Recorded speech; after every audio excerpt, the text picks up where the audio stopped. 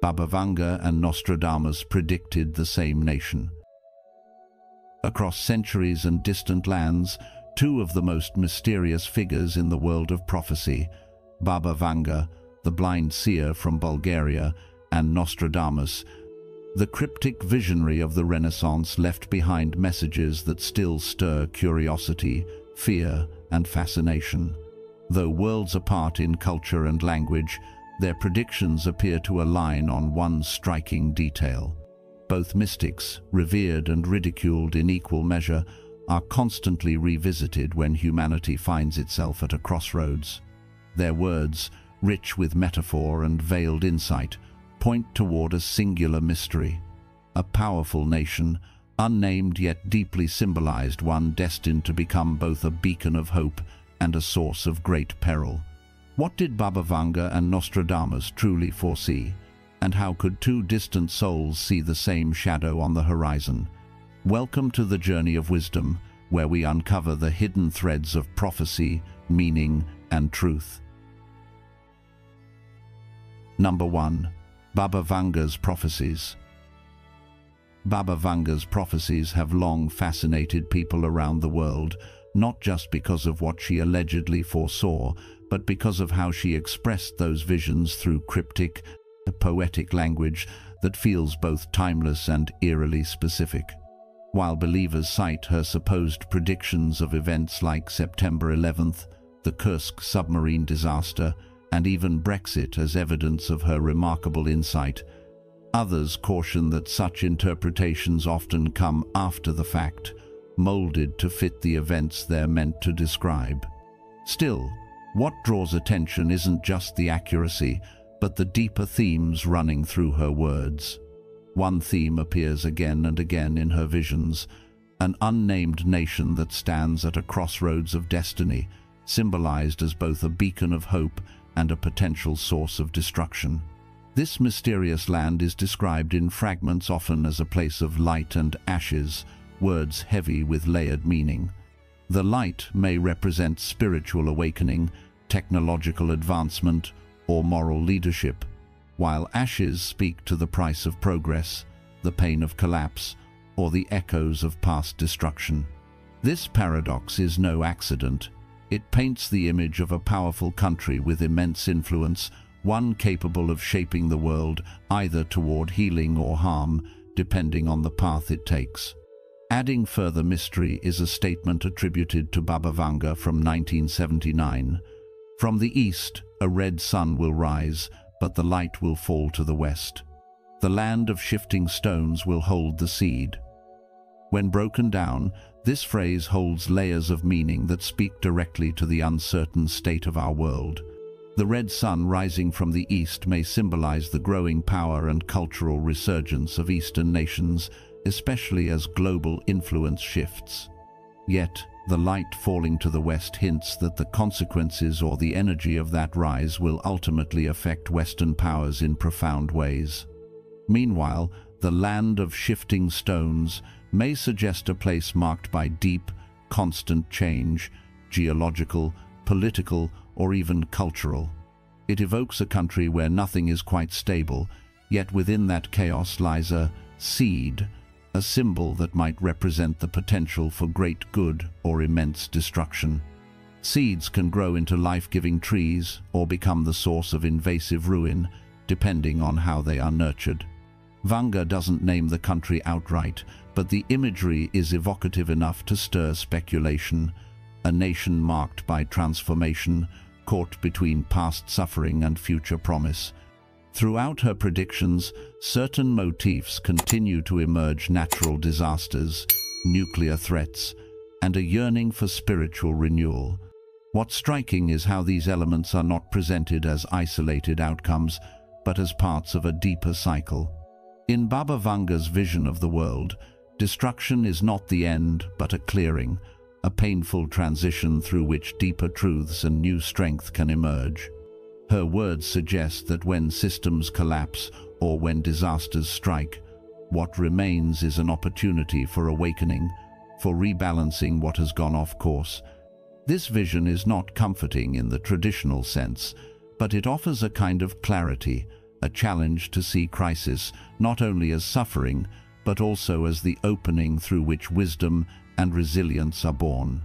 Rather than pointing to a specific place on the map, her prophecies sketch the shape of a nation defined by inner contradictions, brilliant yet volatile, innovative yet unstable, burdened by history yet still shaping the future.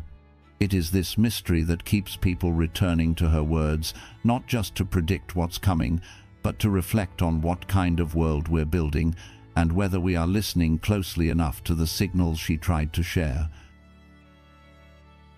Number 2. Nostradamus's Prophecies. Nostradamus, the 16th century French mystic, didn't speak in headlines. We know him for his cryptic 4-line verses called quatrains. They weren't meant to name names or give exact dates. Instead, they wrapped truth in metaphor, using poetic language that left room for interpretation, a style that makes people both skeptical and intrigued. Think about it. What does it mean when a prophecy is open-ended, full of symbols and layered meaning? Does that make it weaker, or does it challenge us to think more deeply about the patterns shaping our world? One particular verse that often stands out in discussions about Nostradamus and this mysterious shared vision with Baba Vanga comes from Century 8, Quatrain 15. The great empire shall be moved by the winds. A child of the dragon shall rise and fall, but one in the land of storms and steel shall hold the key to the world's fate. At first glance, this line might feel too vague, but when we sit with it a little longer, it starts to open up.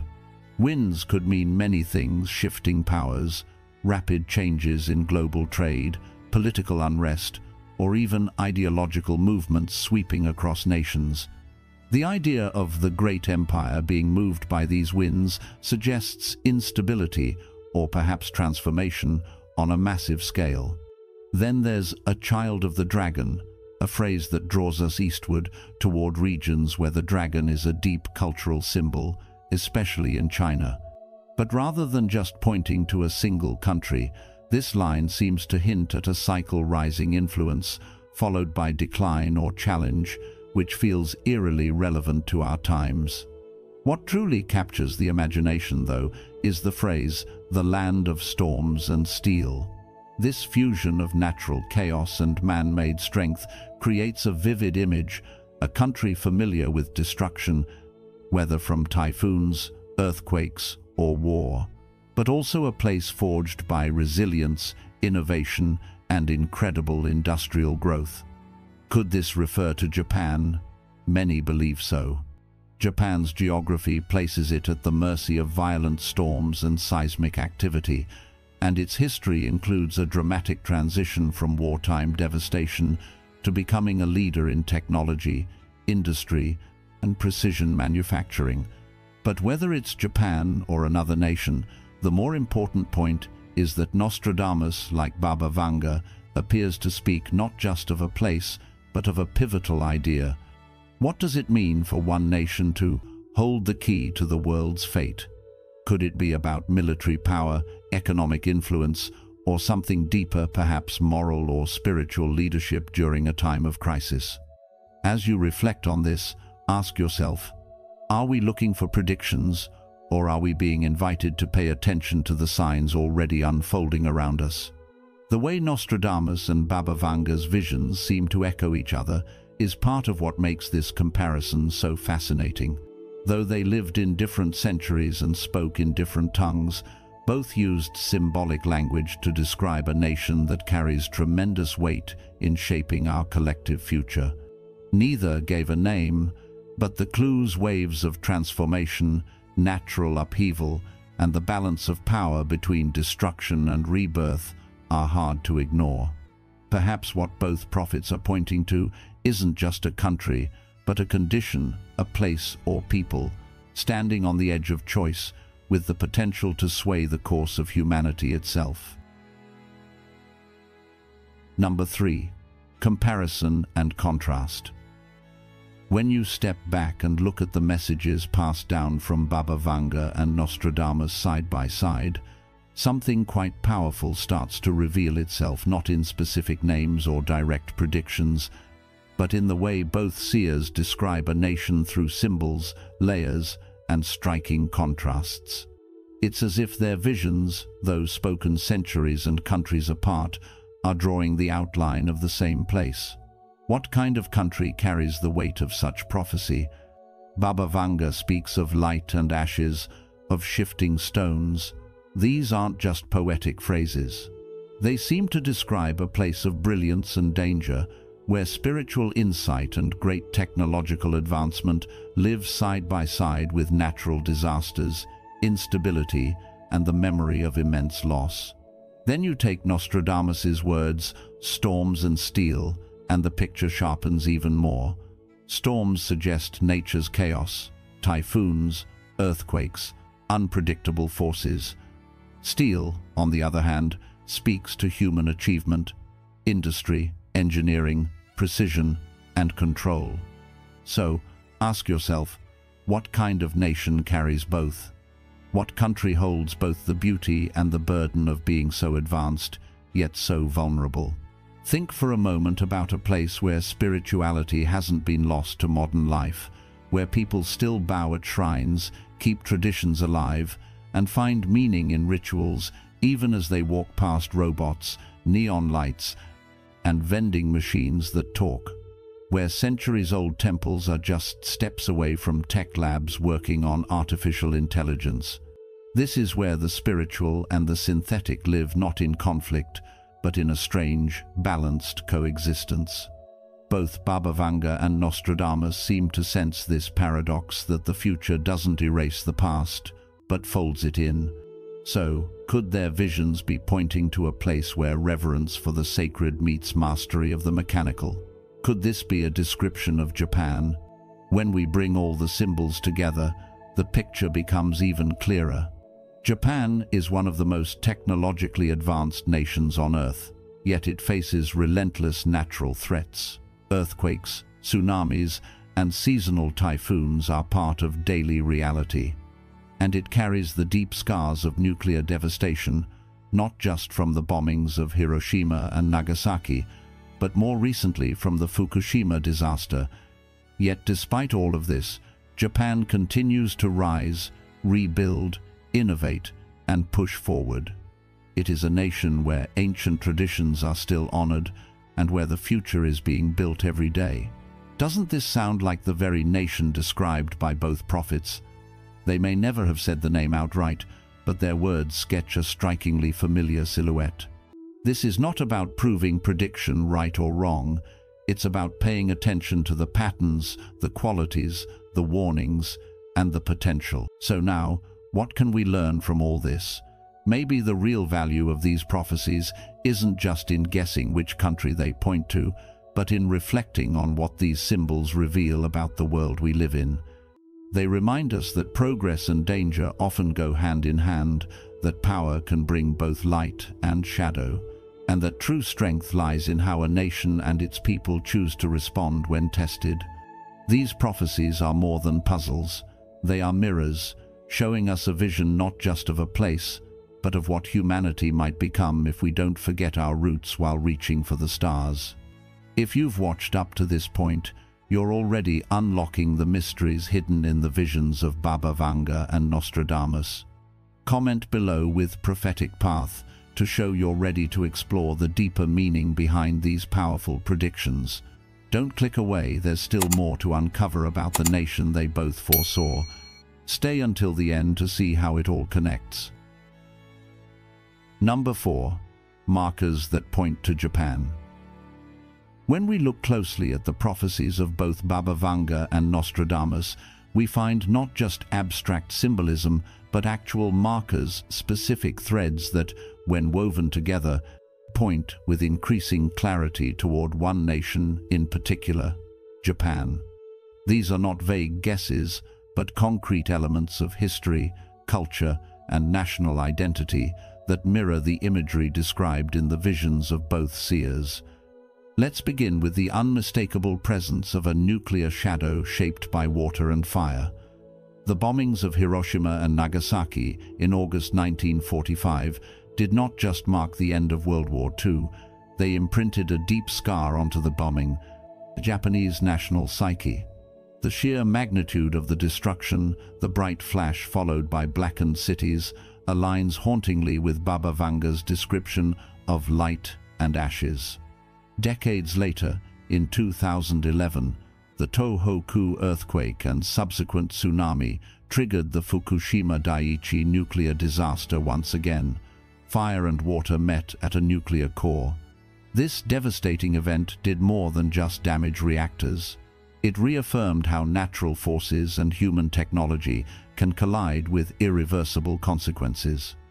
When we read this against Vanga's references to a black sun and the ongoing cycle of devastation followed by renewal, the connection becomes even harder to ignore. It paints a picture of a nation deeply familiar with both ruin and rebirth, a pattern of falling and rising that runs like a thread through the entire prophecy. Now let's turn our attention to cultural symbols, those quiet yet powerful expressions of a nation's soul. In Japan, these are everywhere, and they carry deep meaning. The paper crane, or orizuru, is not just a folded bird. It's a symbol of peace, healing, and the wish for a future without war, often linked to the memory of Hiroshima. Mount Fuji, Japan's most iconic mountain, stands as both a sacred site and a geological reminder of the Earth's ever-present force. It's beautiful, yes, but also capable of eruption, a perfect embodiment of something majestic and potentially dangerous. Then there are cherry blossoms, or sakura, which bloom for only a short time each year. Their fleeting beauty has taught generations the value of impermanence, a concept central to Japanese aesthetics and captured in the philosophy of mono no aware, which is about accepting the transience of life. These images, fragile yet profound, graceful yet fleeting, are exactly the kinds of dualities both Baba Vanga and Nostradamus spoke of.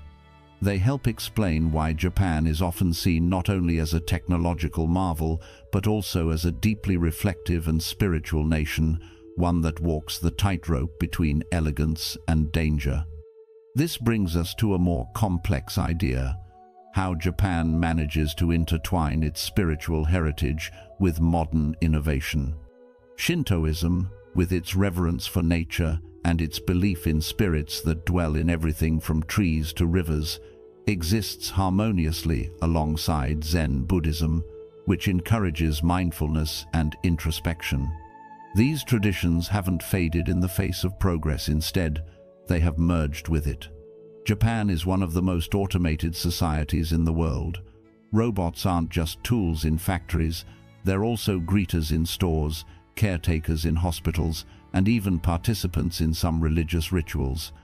In this, we see what could be called spirit and circuitry, a merging of ancient belief with futuristic function. This unusual harmony is not a contradiction, but a reflection of Japan's ability to blend seemingly opposite forces into something unique and functional. Isn't that what both prophets hinted at? A nation where tradition and technology don't just coexist, they enrich each other. Through all these lines, a consistent theme emerges: darkness followed by insight, destruction followed by rebuilding, and silence giving way to transformation. Whether you see these prophecies as literal predictions or metaphorical mirrors of human history, they all seem to orbit the same idea: Japan as a nation standing at a unique crossroads where the past is honored, the present is tested, and the future remains open to choice. So what is the deeper lesson here? Perhaps it's not just about Japan alone, but about any society holding great potential, shaped by both suffering and wisdom. How will it use that power? Will it turn toward peace or be drawn into the storm? These are not just questions for a country, but for us all. And maybe the purpose of prophecy is not to tell us what will happen, but to help us ask better questions about what could happen and what kind of world we're helping to create. Still watching? That means you're drawn to the truth, hidden in time. Comment, Vision revealed, if you believe there's more to these predictions than coincidence. Number 5. Deeper prophecies. As we go deeper into the prophecies linked to Baba Vanga and Nostradamus, a series of poetic yet powerful lines begin to sharpen the image of the mysterious nation they've both described without ever naming. These lines, often dismissed as apocryphal or open to interpretation, actually offer a profound thread that ties together nuclear memory, cultural symbolism, natural upheaval, and the restrained potential of a sleeping power. Let's begin with the haunting line, "A black sun will rise over the land of paper and wind." What does this really mean? The term black sun instantly brings to mind something ominous, like an eclipse that blocks out light, often interpreted as a metaphor for nuclear disaster. And when you hear land of paper and wind, what comes to mind? For many, it echoes the elegance and simplicity of Japanese culture, the delicate art of origami, the poetic brevity of haiku, and even the spirit of the kamikaze, literally translated as divine wind. When seen through this lens, the line reflects not just a culture built on craft, beauty, and refinement, but also one that has faced the darkest consequences of modern warfare, Hiroshima and Nagasaki, and later the radiation crisis of Fukushima. It invites us to consider how a people so steeped in subtlety and grace could carry the weight of such catastrophic history. How does a nation hold both elegance and devastation in the same breath? From there, we're taken to another line full of symbolism. The crane will weep, the mountain will move. The crane in Japanese culture is not just a bird, it's a powerful symbol of peace, healing, and hope, especially after World War II. Think of the thousands of paper cranes folded by children and survivors as prayers for peace. When the prophecy says the crane will weep, it speaks to a deep national grief, but also a quiet, enduring strength. And the mountain will move. This almost certainly refers to Mount Fuji, not only Japan's most iconic symbol, but also a living, breathing volcano. It could also be seen more broadly as a metaphor for Japan's tectonic reality, constantly at the mercy of earthquakes and tremors. To say the mountain moves is to say the ground beneath an entire culture is shifting, and yet, despite that instability, there is a commitment to rise again, stronger each time. Isn't that a powerful reflection of what it means to endure? Now, let's reflect on Nostradamus's phrase, "When the eye of the moon rests on the twin hills, the sleeping sword will awaken." This line is layered with potential meaning.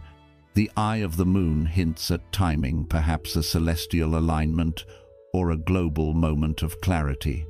The twin hills might represent dual institutions, like the balance between civil peace and military capability, or perhaps the spiritual and technological sides of Japan's identity. Then comes the phrase, "The sleeping sword will awaken." This could be read as a reference to Japan's historical military power, which has been dormant since World War II. For decades, the nation has maintained a pacifist constitution with limited military activity under the self-defense forces. But in recent years, shifting global dynamics and regional threats have sparked discussions around military readiness and strategic defense. Could the awakening suggest not aggression, but a necessary evolution, a nation once forced into silence, now choosing its voice again? What does it mean for a country shaped by peace to consider strength as part of survival? Finally, if we follow the arc of Japan's modern history, it reads almost like the very prophecy both Baba Vanga and Nostradamus laid out. Japan's trajectory moved from a militarized empire known for its steel in the early 20th century through the catastrophe of World War II into a miraculous post-war recovery that transformed it into an economic and technological powerhouse. But even that miracle faced limits. Financial stagnation in the 1990s, an aging population, and repeated natural disasters challenged its resilience. And yet, time and again, Japan adapts. It rebuilds, it reinvents. This rise-fall reinvention cycle speaks directly to the concept of a seed that can bring forth new life, or, if mishandled, bring further destruction. The message is clear. Japan carries not only the weight of its past, but also the potential to shape the future, both for itself and possibly for the wider world. So, when we put all of this together, nuclear trauma, cultural symbolism, spiritual technical harmony, and a resilient historical arc, we see more than just a modern nation. We see the silhouette that both Baba Vanga and Nostradamus hinted at, a country defined by contrasts, yet united by purpose. Japan, in this context, is not just a country, it is a symbol, a mirror, a warning, and a guide. And as we consider their prophecies today, we're not just trying to decode ancient riddles. We're being asked to understand what happens when a nation stands between ruin and rebirth, and what lessons the rest of us can learn from how it chooses to move forward. Number 6. Meaning and warnings. When we take a step back and view the messages of Baba Vanga and Nostradamus together, the deeper meaning begins to come into focus, not just in the symbols they used, but in the moral weight behind their words. What they offered was not simply a prediction of events, but a cautionary mirror reflecting back a choice, a fork in the road where Japan appears as both a warning and a guidepost. They didn't describe a nation to flatter or condemn it, but to highlight the immense influence it could wield depending on which path it chooses. What makes this more than mere speculation is the fact that Japan, more than almost any other country, stands today at a global intersection where modern technology meets ancient wisdom, where past suffering becomes present memory, and where the decisions of one nation could ripple across the world. With its unmatched precision in engineering, its cultural discipline, and a society that knows what it means to rebuild from fire and ash, Japan holds the potential to lead the world by example, not in power, but in principle. Its experience with nuclear devastation gives it a unique voice in global conversations around energy, war, and technology. Its robotics industry, if guided with compassion, could show us how machines might serve human dignity instead of replacing it. Spiritually, its long-standing traditions, from the ritual of tea to the quiet reverence for nature, offer an antidote to the speed and chaos that now define so much of the modern world. And isn't that the kind of leadership the world is in need of right now? Leadership that doesn't shout, but leads through harmony and care. But there's another side to the prophecy that we must not overlook. The very qualities that make Japan a beacon can also make it a flashpoint. If innovation becomes detached from ethics, if automation replaces rather than supports, if military strength grows without spiritual grounding, then the potential for peace can turn into pressure, and technology can become a tool of control rather than liberation. In this light, the words storms and steel no longer describe a test overcome, but a cycle repeating itself. The same expertise that builds resilient cities could be redirected toward weaponized infrastructure. The same organizational excellence that responds to disaster could be twisted into preparing for conflict. What happens when strength is guided by fear instead of wisdom? This is the tension both Baba Vanga and Nostradamus seem to point to, not just for Japan, but for humanity. And that leads us to something deeply rooted in Japanese philosophy: mono no aware, the quiet, felt understanding that all things are impermanent and fragile. This idea is not just poetic, it's practical. To embrace mono no aware means to build cities knowing that the earth may shake. It means to design with humility, to innovate with caution, and to govern with remembrance. As the Buddha once said, all conditioned things are impermanent. When one sees this with wisdom, one turns away from suffering. So ask yourself, what happens when that wisdom is forgotten? When the recognition of life's fragility is reduced to something aesthetic, beautiful words, cherry blossoms falling, cranes flying in sadness but without the will to act. This is the true warning at the heart of the prophecies, not just about what might happen in Japan, but about the world we're shaping through our choices. Japan becomes a symbol not only of its own future, but of the broader human dilemma. Will we allow memory to guide our power, or will we chase momentum blindly into risk? Will the land of cranes and cherry blossoms serve as a sanctuary, proving that history's deepest wounds can lead to healing and wisdom? Or will it become a spark unintended, yet capable of igniting a fragile world? These are not just questions for governments or leaders, they are questions for each of us. What kind of world are we choosing to build with the tools, the power, and the knowledge we now hold? And more importantly, are we still listening to the lessons of the past, to the wisdom of the present, and to the quiet voices that remind us that with great ability must come even greater responsibility? Number 7. What should we do with these prophecies? After journeying through the layered symbols and poetic warnings of Baba Vanga and Nostradamus, both seemingly converging on a nation rich in contrast, likely Japan, we are left not just with intrigue, but with responsibility. The question is no longer, is it true? But what do we do with this? Because prophecy, at its core, is not just about prediction, it is about preparation. It's not meant to entertain or frighten us, it is meant to awaken us. Whether or not every detail of their visions proves literal, the deeper message is clear. The choices we make now shape the world we are creating, and every individual action matters. Just as Japan stands between ancient spirituality and high-tech modernity, we each live at the crossroads of tradition and innovation, of speed and stillness, of power and humility. In today's fast-paced world, we often overlook how the smallest decisions, what we consume, how we speak, how we treat the people around us, send out ripples far beyond our sight. So how do we move forward with wisdom instead of fear? First, let's bring awareness into the little things. Being mindful isn't about perfection, it's about presence. Whether you're choosing what to eat, how to spend your money, or how to respond in a tense moment, ask yourself, is this choice contributing to healing or harm?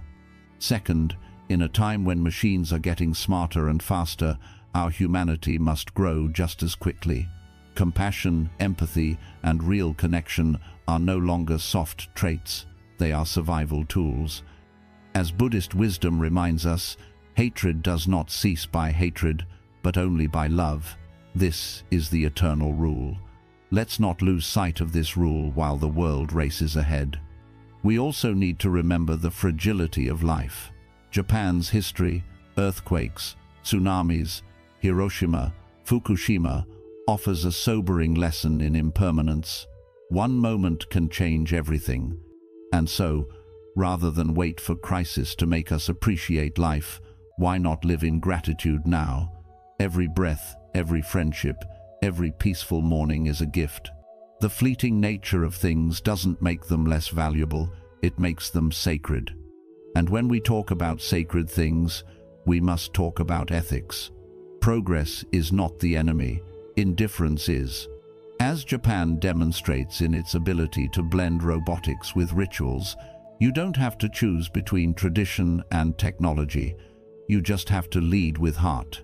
Whatever field you're in, business, education, healthcare, or the arts, ask yourself, is what I'm building making life better for someone else? If not, maybe it's time to recalibrate.